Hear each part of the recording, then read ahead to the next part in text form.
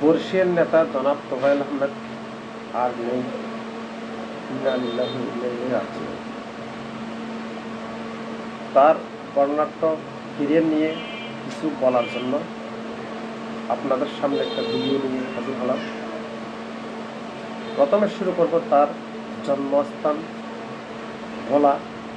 তিনি জন্মগ্রহণ করেছেন 22 অক্টোবর 1943 সালে। তিনি ইউনিভার্সিটি অফ ঢাকাতে ছাত্র জীবন সম্পন্ন করেন। ছাত্র জীবন থেকে তিনি কিন্তু রাজনীতির সাথে সম্পৃক্ত হন। 1960 সালে ছাত্র আন্দোলনের অন্যতম সংগঠক ছিলেন জনাব তোফায়েল আহমেদ। তিনি তৎকালীন ইস্ট পাকিস্তান স্টুডেন্টস লীগ এর গুরুত্বপূর্ণ নেতা ছিলেন।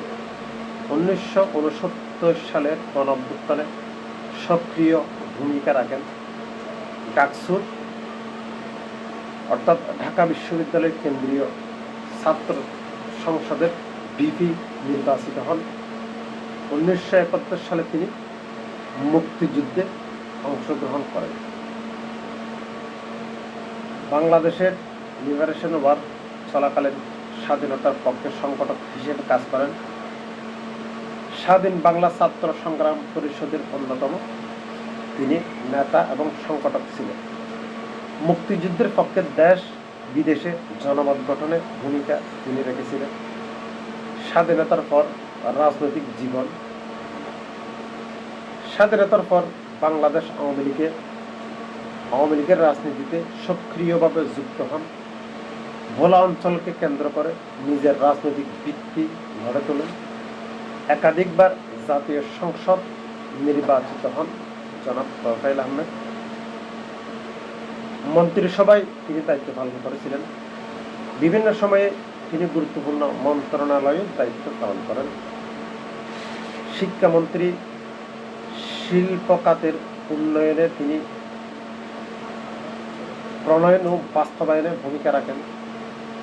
তিনি বাণিজ্য মন্ত্রীও ছিলেন। আমদানি রপ্তানি ও বাণিজ্য নীতির বিভিন্ন বিষয়ে কাজ করেন। দেশের বাণিজ্য সম্প্রসারণে বিভিন্ন আন্তর্জাতিক বৈঠকে প্রতিনিধিত্ব করেন। আওয়ামী লীগের নেতৃত্বে ভূমিকা। তিনি বর্ষিয়ান নেতা হিসেবে বঙ্গবন্ধু শেখ মুজিবুর রহমানের একান্ত বিশ্বস্ত একজন নেতা ছিলেন, সঙ্গী ছিলেন, সহচর ছিলেন। আওয়ামী লীগের পরবর্তীতে আওয়ামী লীগের উপদেষ্টা ও সভাপতি মণ্ডলীর সদস্য হিসেবে দীর্ঘদিন দায়িত্ব পালন করেছেন। দলের গুরুত্বপূর্ণ রাজনৈতিক সিদ্ধান্ত ও সাংগঠনিক কার্যক্রম অংশগ্রহণ করেছেন। সংসদীয় জীবন। বহুমেয়াদে সংসদ সদস্য নির্বাচিত হওয়ার মাধ্যমে বাংলাদেশের সংসদীয় রাজনীতিতে দ্রুত উপস্থিত।